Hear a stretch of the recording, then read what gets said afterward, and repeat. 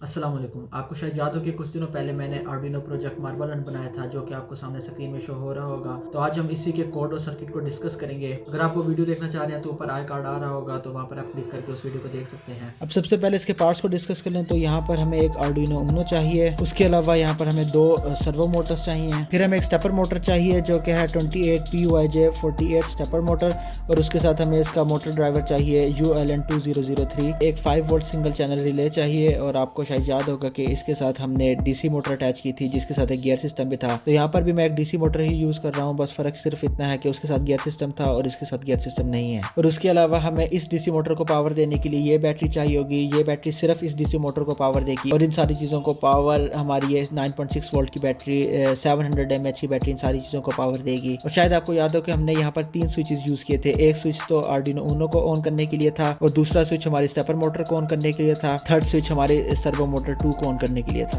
अब बैटरी को यहाँ पर मैं इस छोटे से ब्रेडबोर्ड के साथ अटैच कर देता हूँ। आप चाहें तो सारी वायर्स को सोल्डर भी कर सकते हैं, लेकिन ब्रेडबोर्ड के साथ अटैच करना ईजी रहता है। और यहाँ पर हम बैटरी की ब्लैक वायर को आर्डिनो बोर्ड के ग्राउंड के साथ अटैच कर देते हैं। अब बैटरी की जो रेड वायर है उसे हम आर्डिनो बोर्ड की वी इन पिन के साथ अटैच करेंगे, और आप देखेंगे कि जैसे ही मैं वी इन पिन के साथ अटैच करूंगा तो हमारा आर्डिनो बोर्ड ऑन हो जाएगा। और अब आप देख सकते हैं कि आर्डिनो बोर्ड की लाइट ऑन हो चुकी है। लेकिन यहाँ पर हमने एक स्विच अटैच किया था, तो मैं जस्ट यहाँ पे ये करता हूँ कि इन वायर को ब्रेक कर देता हूँ। तो जब भी अब हमें अपने आर्डिनो बोर्ड ऑन करना होगा तो मैं इन दो वायर्स को अटैच कर दूंगा। अब सर्वो मोटर को अटैच कर देते हैं। तो सर्वो मोटर की जो रेड वायर है उसे हम बैटरी की रेड वायर के साथ अटैच करेंगे, और ब्लैक वायर को ग्राउंड के साथ, और ऑरेंज वायर को जो कि सिग्नल वायर होती है उसे हम पिन नंबर 10 के साथ अटैच करेंगे। अब स्टेपर मोटर को अटैच करते हैं। तो यहाँ पर सबसे पहले मैं इसे अपने ड्राइवर के साथ अटैच कर लेता हूँ। तो अब मैं IN1 पिन को आर्डिनो बोर्ड की पिन नंबर 2, इसी तरह IN2 को आर्डिनो की पिन नंबर 3, IN3 को पिन नंबर 4 और IN4 को पिन नंबर 5 के साथ अटैच कर देता हूँ। अब हम ये करते हैं कि ये जो पॉजिटिव पिन है उसे हम बैटरी के रेड वायर के साथ अटैच करते हैं, और जो नेगेटिव पिन है उसे हम कॉमन ग्राउंड के साथ अटैच कर देते हैं।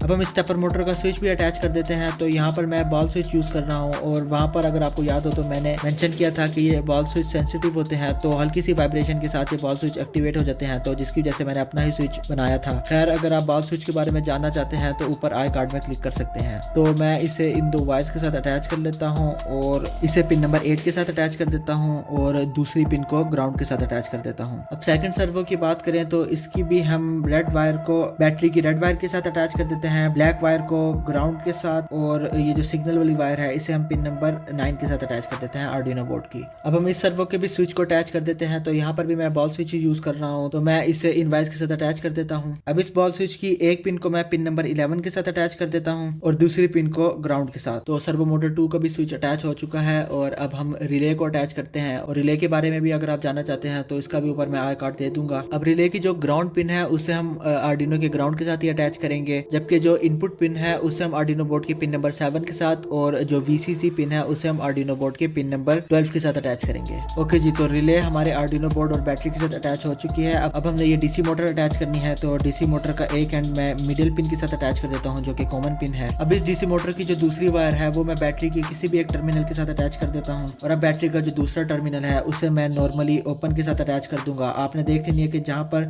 मोटर ऑन ना हो रही हो वहां पर आपने अटैच कर देनी है। ओके, तो यहाँ पर हमारा सर्किट कंप्लीट हो चुका है। अब हम आर्डिनो बोर्ड को अपने लैपटॉप के साथ अटैच कर लेते हैं ताकि हम इसके अंदर कोड फीड कर सकें, लेकिन उससे पहले हमें बैटरी को डिस्कनेक्ट कर देना है। तो लैपटॉप की स्क्रीन आपको सामने शो हो रही होगी, इसकी लिंक मैं आपको डिस्क्रिप्शन में प्रोवाइड कर दूंगा। सबसे पहले तो मैंने हैश इंक्लूड लिखा है और servo.h लिखा है, जो कि सर्वो मोटर की लाइब्रेरी है। कुछ इंटीजर्स डिक्लेयर किए हैं सर्वो मोटर 1 के। तो यहाँ पर सबसे पहले तो मैंने सर्वो मोटर का ऑब्जेक्ट डिक्लेयर किया है जिसका नाम रखा है सर्वो 1। नीचे अगर आप देखें तो एक वेरिएबल है अनसाइंड लॉन्ग, जिसका नाम है प्री सर्वो 1, और इसकी जो वैल्यू मैंने दी हुई है वो है 0। फिर मैंने 3 इंटीजर्स लिए हैं, जिसमें से एक इंटीजर तो सर्वो स्टेट 1 है जिसकी वैल्यू है हाई, और फिर जो ऑन की वैल्यू है वो है 1000 और ऑफ की वैल्यू है 200। तो हम इन तमाम वेरिएबल्स को नीचे यूज करेंगे। अब सर्वो मोटर 2 को देख लें तो सबसे पहले तो मैंने ऑब्जेक्ट डिक्लेयर किया है जिसका नाम रखा है सर्वो 2। उसके अलावा फिर मैंने कुछ इंटीजर्स डिक्लेयर किए हैं, जिसमें से एक है बटन रीड जिसकी वैल्यू है लो, फिर सर्वो मोटर 2 की वैल्यू भी लो है, और जो टिल्ट सर्वो है जो कि दरअसल सर्वो मोटर 2 का स्विच है टिल्ट स्विच। तो आपको याद होगा कि मैंने उसे पिन नंबर 11 के साथ अटैच किया था, तो इसलिए मैंने पिन नंबर 11 को इस वेरिएबल के अंदर स्टोर कर दिया है। फिर अनसाइंड लॉन्ग है लास्ट अपडेट, और इसकी वैल्यू भी 0 है, और पोजीशन की जो वैल्यू है वो है 80। और यहाँ पर 80 मैंने इसलिए दी है क्योंकि अगर आप प्रोजेक्ट में देखें तो जो वो सेमी सर्कल था जो कि सर्वो मोटर 2 के साथ अटैच था वो अपनी मिडिल पोजीशन में था, और आपको पता है कि 0 से 180 डिग्री तक सर्वो मोटर रोटेट कर सकती है, तो इसलिए मैंने वहां पर 80 डिग्रीज दिए थे। उसके अलावा इंक्रीमेंट की वैल्यू मैंने 1 दी है, जिसको मैं नीचे आपको डिटेल से एक्सप्लेन करूंगा। स्टेपर मोटर की तरफ आए तो यहाँ पर भी मैंने कुछ इंटीजर्स डिक्लेयर किए हैं। सबसे पहले तो टिल्ट स्टेपर एक इंटीजर है और ये स्टेपर मोटर का स्विच है। और आपको याद होगा कि स्टेपर मोटर के स्विच को मैंने पिन नंबर 8 के साथ अटैच किया था, तो इसलिए मैंने उसे इस इंटीजर के अंदर स्टोर करवा दिया है। इस स्टेपर की वैल्यू है लो।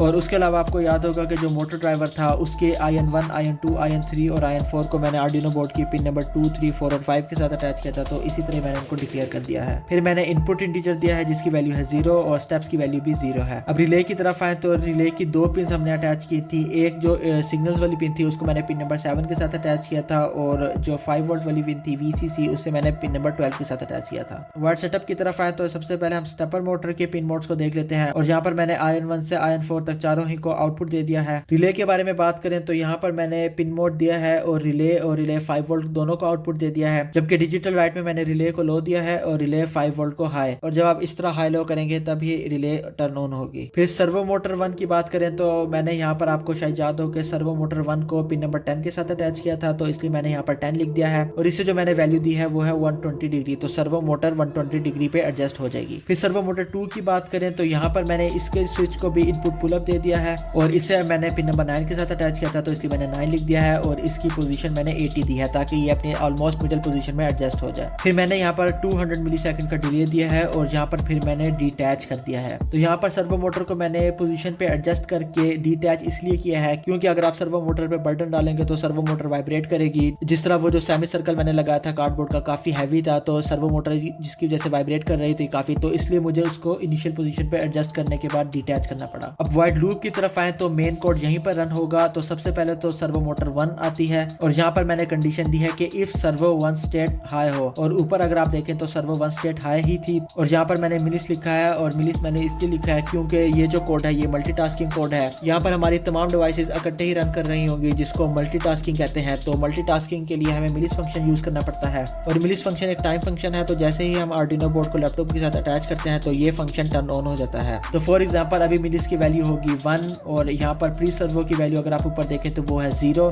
और यहाँ पर मैंने कंडीशन दी है कि अगर ये ग्रेटर देन और इक्वल हो ऑन के, और ऑन की वैल्यू अगर आप ऊपर देखें तो वो है 1000। तो ये इफ स्टेटमेंट फॉल्स हो जाएगी और ये हमारे पास रन नहीं करेगा कोड। तो जब मिलिस की वैल्यू हो जाएगी 1000 और 1000 आप माइनस करें 0 से तो आता है 1000 और वो इक्वल होगी ऑन के, तो हमारे पास ये कोड रन करेगा। और यहाँ पर सबसे पहले तो मैंने ऑन की वैल्यू को 3000 कर दिया है 1000 से, क्योंकि अब मैं सर्वो मोटर को 300 मिलीसेकंड के बाद एक्टिवेट करवाना चाह रहा हूँ। और सर्वो 1 स्टेट को मैंने कर दिया है लो, और उसके अलावा प्री सर्वो के अंदर मैंने मिलिस की वैल्यू को डाल दिया है और यहाँ पर मैंने सर्वो 1 की वैल्यू दे दी है 50। तो जब वैल्यू 50 होगी तो तब एक जो मार्बल बॉल होगी वो वहां से निकल जाएगी। तो अब सर्वो 1 स्टेट की जो वैल्यू है वो हो चुकी है लो, तो अब ये इफ स्टेटमेंट रन नहीं करेगा। और एल्स स्टेटमेंट में कंडीशन ये है कि मिलिस की वैल्यू होनी चाहिए ग्रेटर देन या इक्वल होनी चाहिए ऑफ के, और ऑफ की वैल्यू आपको ऊपर पता है 200 है और मिलिस की वैल्यू 1000 है जो कि ऊपर 1000 हो चुकी है, और प्री सर्वो की वैल्यू भी ऊपर हमने 1000 दे दी है मिलिस की जो वैल्यू थी। तो फिर ये इफ स्टेटमेंट भी रन नहीं करेगी। तो ये इफ स्टेटमेंट तब रन करेगी जब मिलिस की वैल्यू हो जाएगी 1200।